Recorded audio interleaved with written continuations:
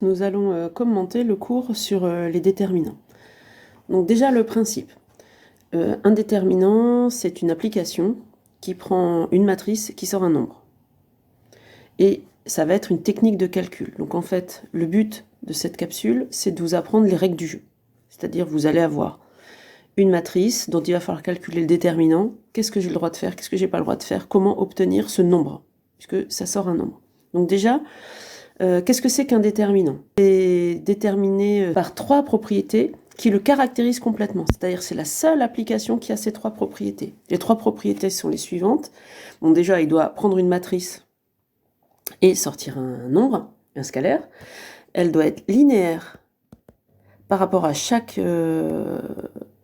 colonne. Donc je vais vous expliquer ce que ça veut dire.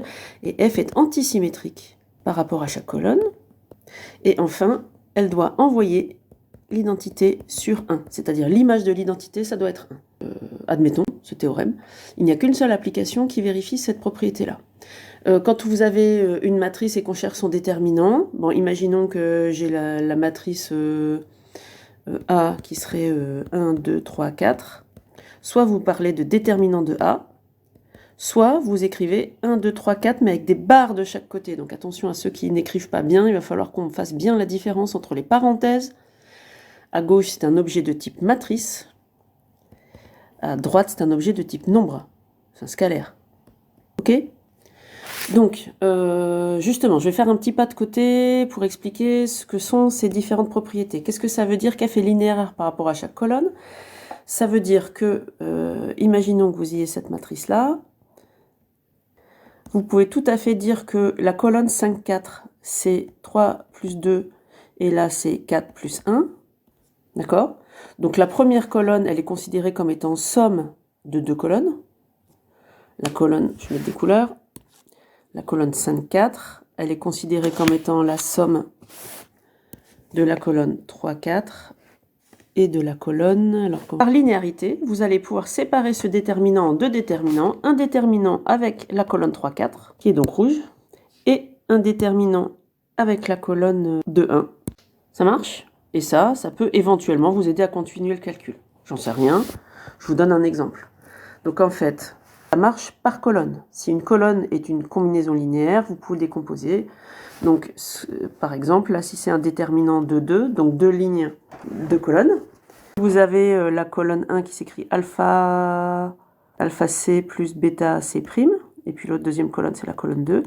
Vous allez pouvoir décomposer en alpha colonne C dans le premier déterminant et bêta colonne C' dans le deuxième déterminant. Donc là, c'est un déterminant de 2, puisque s'il y a deux colonnes, il n'y a forcément que deux lignes. D'accord? Puisque ce sont des matrices carrées.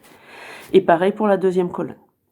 D'accord? Je vous donne juste les règles du jeu. Après, on verra comment on peut l'utiliser et à quoi ça sert. Deuxième chose, les déterminants sont antisymétriques. Ça veut dire quoi? Ça veut dire que si vous intervertissez deux colonnes dans votre déterminant, le nouveau déterminant est opposé au précédent. Donc si par exemple je reprends mon déterminant 5, 4, 2, 1 et que j'intervertis les deux colonnes, et ils sont opposés. D'accord? Et ça marche avec autant de colonnes qu'on veut, mais il y a autant de colonnes que de lignes. D'accord? Prenons un exemple que vous connaissez déjà, mais donc qu'on va creuser. Le fait que si on a une matrice avec les coefficients comme écrit ici, A, B, C, D en ligne, et qu'on lui associe le nombre AD-BC, en fait AD-BC c'est son déterminant.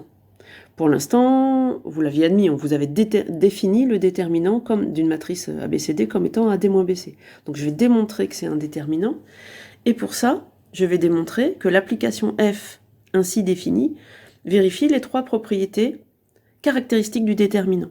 Je vais commencer par la plus facile, je vais commencer par la 3, et je vais regarder F de identité, donc F de I2, c'est-à-dire F de la matrice 1, 1. Donc si je fais AD moins BC, en ayant noté ABCD les 4 coef, on a bien 1 fois 1, moins 0 fois 0, ça fait 1. Donc la propriété III, elle est vérifiée. Maintenant, qu'est-ce que je vais faire? Je vais vérifier que la propriété II est vérifiée. C'est-à-dire que si j'intervertis deux colonnes, le déterminant devient opposé. Donc maintenant, je vais calculer F de la matrice BD AC. J'ai interverti deux colonnes. Par définition, ça fait le produit des coefficients diagonaux, donc BC, moins le produit des autres coefficients, donc moins DA. Et on voit que ça, c'est moins AD moins BC, c'est-à-dire c'est bien moins F de ABCD. Donc l'application F est bien antisymétrique. J'ai de la chance parce que comme il n'y a que 2 colonnes, il n'y a que 2 colonnes à intervertir pour vérifier. Donc ça s'appelle antisymétrique par rapport aux colonnes. Et puis je finis par la 1, la I. Je vais vérifier que F est linéaire par rapport à chaque colonne. Donc en théorie, je devrais faire par rapport aux 2 colonnes. Comme c'est assez long, je vais faire que par rapport à une colonne. Donc je vais vérifier que F est linéaire par rapport à chaque colonne. 1. F est linéaire par rapport à la première colonne, que je ne vais pas faire, donc à faire.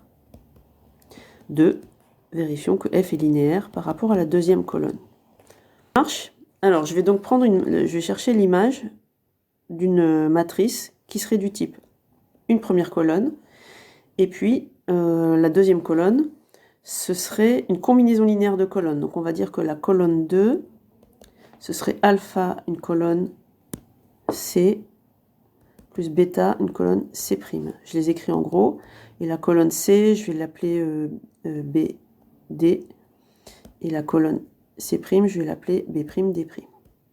Voilà, donc ma colonne 2, du coup, c'est la combinaison linéaire de ces deux colonnes, c'est-à-dire alpha B plus bêta B', premier coef de colonne, et alpha D plus bêta D', deuxième coef de colonne. Et ça, je vais aller le mettre là.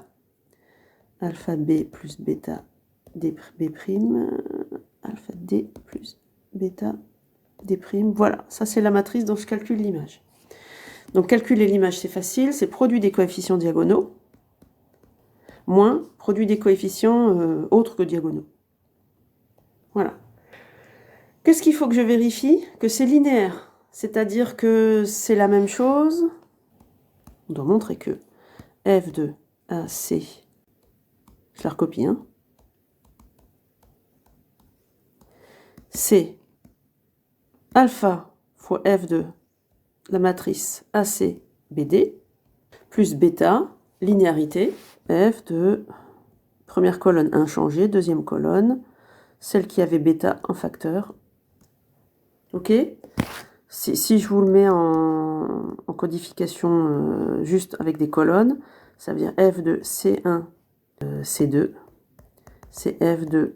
donc ça c'est la matrice avec deux colonnes C1, C2, C1, première colonne, deuxième colonne, alpha C plus bêta C'. Et comme c'est linéaire par rapport aux colonnes, ça va faire alpha devant, matrice avec C1 et C'. Voilà, donc c'est ça qu'il faut montrer. Ok? Donc je continue mon calcul juste au-dessus. Et je vais donc regrouper tout ce qui a alpha. Donc si tout ce qui a alpha, là il y a AD. Mais ici il y a moins BC. Tout ce qui est un facteur de bêta. Bêta, si je développe, là je vais avoir AD' moins CB'. D'accord? Et si je regarde ce que j'ai obtenu, le premier membre qui est en facteur de alpha, c'est bien l'image de la matrice avec la colonne C1, c'est-à-dire AC, et la colonne C. C'est bien alpha fois l'image de la matrice ABCD, plus bêta fois l'image de la matrice AB'CD'. C'est exactement ce qu'on voulait montrer. Donc F est bien linéaire par rapport à la deuxième colonne. On montrerait de la même façon la linéarité par rapport à la première colonne. Conclusion, l'application F que je vous propose, ben c'est le déterminant. Donc vous connaissez déjà le déterminant d'une matrice de 2. Alors il y a une formule générale pour les déterminants d'ordre 3 aussi. Donc l'ordre d'un déterminant, c'est l'ordre de la matrice correspondante. Hein. Donc je vous ai écrit là une matrice d'ordre 3 dont je veux calculer le déterminant et je vous ai mis la formule. Comment cette formule se démontre-t-elle? Toujours de la même façon, en montrant que l'application qui prend la matrice et qui sort ce nombre horrible A11, 22, A22, A33 plus, A21 fois A32 fois A13 plus, etc., moins les trois autres, vérifie les trois propriétés caractéristiques du déterminant, c'est-à-dire c'est linéaire par rapport à chacune des 3 colonnes. C'est antisymétrique. Attention, là, l'antisymétrie, il y a plusieurs choses à montrer, parce qu'il faut montrer que si on échange colonne 1 et colonne 2, il y a un moins qui apparaît. Si on échange colonne 1 et colonne 3, il y a un moins qui apparaît. Si on échange colonne 2 et colonne 3, il y a un moins qui apparaît. Donc là, il y a 3 choses à montrer. Et dernière chose, toujours le plus simple à montrer, c'est que si je calcule l'image par l'application de la matrice identité, ça fait 1. Donc on va admettre ça, ça pourrait vous être demandé en exercice, montrer que l'application qui prend une matrice et qui sort cette formule est bien le déterminant. Donc c'est pas mon but ici, je vous l'ai fait pour les matrices d'ordre 2, on va l'admettre pour les matrices d'ordre 3. En revanche, cette formule qui s'appelle la formule de Sarus ou la règle de Sarus, je connais un moyen mnémotechnique de la retenir, je vous le donne, si ça vous convient pas, trouvez autre chose, je m'en fiche. Hein. Je vous explique. Il suffit de reprendre le déterminant, donc là je l'ai réécrit, et de recopier les 2 premières colonnes, et de faire ça 2 fois. Une fois que vous serez bien aguerri, on ne le recopiera pas 2 fois, on utilisera des couleurs différentes. Et vous partez de la diagonale, donc vous partez de la diagonale ici, hop, c'est la vraie diagonale, hein, A11, A22, A33, et je tire 3 traits, récupérer les coefficients, et ici, comme c'est la vraie diagonale, il va y avoir des plus. Donc vous partez de la vraie diagonale, et ça veut dire que ça va être les 3 produits auxquels vous allez attribuer un signe plus. Et puis, peut-être que vous me voyez venir avec mes gros sabots, mais de l'autre côté, vous allez partir de la fausse diagonale, et tirer 3 traits, pareil, et ça va vous indiquer les 3 produits des 3 coefs auxquels seront affectés les signes moins. Et moi, comment je retiens, c'est si je pars de la vraie diagonale, c'est un plus, si je pars de la fausse diagonale, c'est un moins. Ok ? Moi, ça m'aide à retenir comment calculer un déterminant par la méthode de Sarus. Vous allez voir que la plupart du temps, j'évite Sarus. Je préfère faire des petites manips en utilisant la linéarité, etc., plutôt que de faire le calcul par la méthode de Sarus. Le calcul de celle qui, dans votre cours, je pourrais vous en donner une autre juste après pour que vous le fassiez tout seul. D'accord ?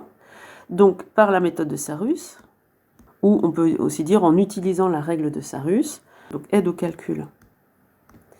Je recopie le déterminant. Donc, vous ne trompez pas en recopiant. Je recopie 2 colonnes à côté, les 2 premières colonnes. Donc 2, 4, 5, 1, 1, 4. Ok. Je fais ça 2 fois. Voilà, donc j'ai mes deux Z au calcul qui sont prêtes. Je vais essayer de retrouver à peu près les mêmes couleurs. Voilà. Donc, je commence à la diagonale de mon déterminant. Hop.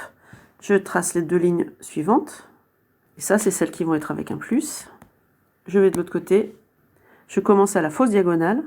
Je trace 2 traits, c'est celles qui vont être avec un moins. D égale 2 fois 1 fois 6. Première ligne violette avec un plus. Plus 1 fois 2 fois 5. Deuxième ligne violette avec un plus. 3 fois 4 fois 4. Et ensuite, moins. Je prends les lignes bleues avec un moins. 5 fois 3 fois 1. Enfin, 1 fois 3, pardon. Moins 4 fois 2 fois 2, moins 6 fois 4 fois 1. Et après, il n'y a plus qu'à calculer combien fait chaque terme, et on calcule D. D'accord ? Je vous laisserai le faire. Ça marche ? Je vous en donne un autre pour vous entraîner. Autre exemple, donc je vais l'appeler D2. 2, 1, 3, 0, 4, 1, 1, 0, 2. Celui-là, on va le calculer, enfin ces deux-là, on va les calculer plusieurs fois par plusieurs méthodes et normalement, on va retrouver toujours la même chose. Ça marche ? Donc vous calculez D et D2 et ensuite, vous regardez la capsule suivante.